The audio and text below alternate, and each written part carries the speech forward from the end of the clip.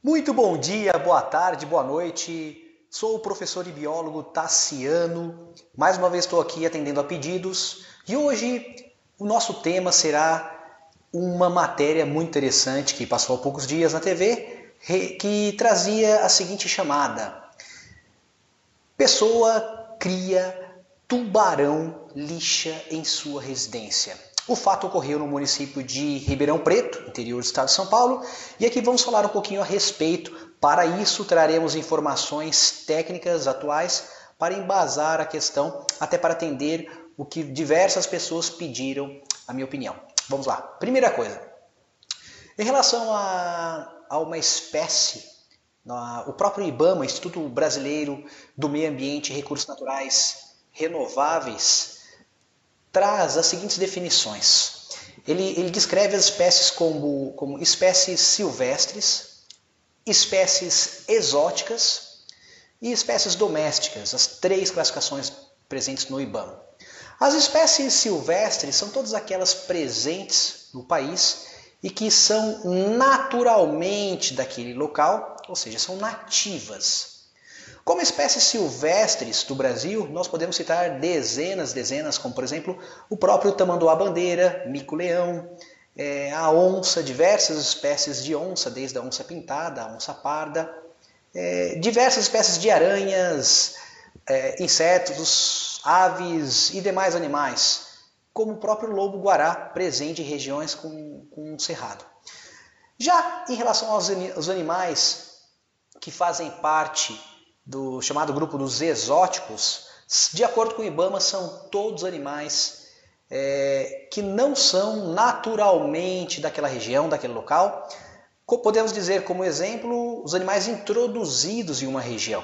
Tá? Desde aí pode ser um elefante, um leão, uma girafa, uma zebra, um rinoceronte e assim por diante. Nós temos ainda um terceiro grupo chamado de animais domésticos, que são os animais que ao longo de uma centena ou uma dezena de décadas sofreram uma certa adaptação ao convívio humano, ou seja, ele tem uma certa dependência ao homem, como por exemplo, em especial, principalmente cães e gatos, mas há uma série de outros animais descritos como os domésticos hoje, como por exemplo próprios porcos, galinhas, perus e demais aves, cavalos, vacas, como esses outros mamíferos, tá ok? E fica aqui uma breve descrição. Mas voltando ao foco da matéria que passou há pouco tempo na TV em relação ao tubarão-lixa, obviamente nós estamos falando de um animal, lembrando que essa referência vale tanto dos animais silvestres, vale tanto para animais terrestres quanto aquáticos. E o tubarão nada mais é do que uma espécie de peixe, em especial o tubarão-lixa, e realmente ele cresce muito e aquela pessoa que adquiriu um filhote e quando perceberam já estava com quase 1,5 m. É claro que totalmente ilegal, isso é considerado um crime, tá? E o animal foi devolvido, recolhido e devolvido para o IBAMA. Na verdade não foi diretamente para o IBAMA, porque o aquário de Ubatuba se interessou pelo animal, ok? Mas mais do que as definições e a questão da legalidade, é importante trazer à tona, até para responder a algumas perguntas de diversos colegas, além da diferença já aqui apresentada, é importante a gente ter clareza que para quem queira ter um animal deste, que seja silvestre, exótico, a pessoa, a primeira coisa, ela tem que estar atenta que os animais silvestres ou exóticos não são bichos de estimação. E muito diferente de um cachorro ou de um gato, eles têm o seu instinto, eles têm as suas necessidades, seu comportamento biológico. E por mais que criado desde novo, a gente sabe que existem comportamentos que são inerentes à espécie, tá? Então, um cuidado muito grande. Mas, como a minha intenção é trazer a questão dentro da legalidade, E respondendo à pergunta de alguns colegas, sim, é possível dentro da lei estar adquirindo alguns animais exóticos ou até mesmo silvestres. Lembrando que para isso é uma condição obrigatória que eles sejam adquiridos por meio de instituições que comercializem com a autorização do IBAMA. Tá? Para isso ela tem que estar cadastrada no IBAMA e existem diversas instituições no país que fazem isso dentro da legalidade. Mais do que adquirir o animal, é importante ter clareza que nós estamos falando de um ser vivo, assim como nós, e tem toda uma especificidade para cada ser vivo, não só em relação à sua alimentação, tá? Cada bicho, cada ser se alimenta de um determinado alimento, isso é fundamental, esse cuidado. Existem veterinários especializados para cada grupo de animais, então muitas vezes o seu veterinário que cuida do seu cachorro, do seu gato, não vai ser o veterinário que vai cuidar do seu animal, de um animal exótico, de um animal silvestre, até pela característica do grupo dos animais. Lembrando que nós estamos falando tanto de silvestres quanto exóticos, podendo ser desde aves, que é a sua maior parte, mais de 90% dos silvestres e exóticos são aves que encontrados hoje, comercializados, mas também até répteis e mamíferos e anfíbios. Tá? No caso de répteis, cobras, serpentes, no caso de anfíbios, até rãs, pererecas, sapos, mamíferos, os animais de forma geral, até o próprio que tem sido muito utilizado hoje, o furão, como um exótico. Ok?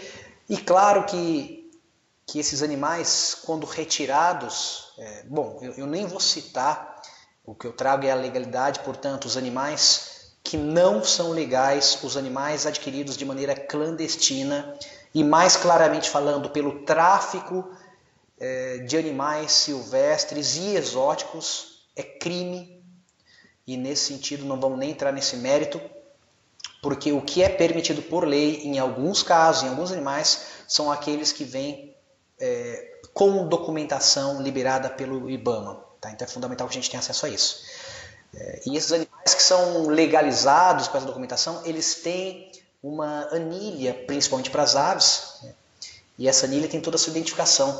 Mamíferos e répteis, geralmente, eles vêm com um microchip interno, com a identificação. Todos esses animais obrigatoriamente tem que disponibilizar a nota fiscal e o número da nota fiscal tem que ser exatamente o número que está presente na anilha ou no microchip. Tá? É algo muito importante para que seja verificado numa possível compra.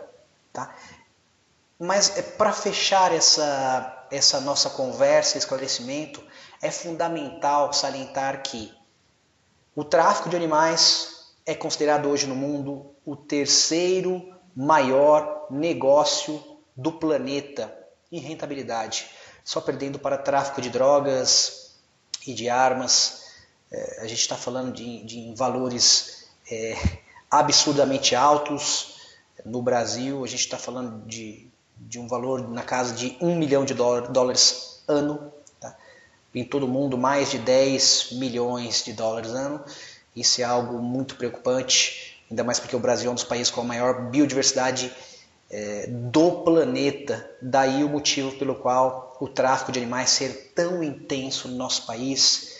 E uma vez que a gente acaba trazendo alguns animais para casa, a gente contribui de alguma forma com isso. Tá? Então pense bem, antes de trazer um animal, lembre-se que o instinto muitas vezes é inerente à biologia do bicho e que por mais que ele tenha sido criado em cativeiro, que nós para aquisição de animais silvestres ou exóticos, a condição sine qua non, condição obrigatória é que ele tenha nascido no cativeiro, seus pais também, mas mesmo assim, essa minha opinião vai além da questão técnica, mas como ser humano, eu não aconselho. Há muitas pessoas que precisam de afago, do seu afago, do que de um animal exótico que viverá muito melhor no seu habitat natural, no seu nicho, na sua natureza. Fica aí o nosso depoimento e qualquer dúvida estamos à disposição. E gostaria de deixar agora, para quem está no Vale do Paraíba, uma dica, caso realmente tenham interesse, mas uma dica de instituição séria que comercializa esses animais, até porque, uma vez adquirido, eu espero que seja instituição séria. Para isso, vou deixar disponível para vocês aqui a dica dessa instituição que traz e trabalha com alguns animais, mas sempre com muita seriedade, tanto que eles não expõem os animais no site. É uma instituição totalmente credenciada de Taubaté, do Vale do Paraíba, e fica aqui a dica para vocês, tá ok? Um grande abraço e até a próxima. Até mais.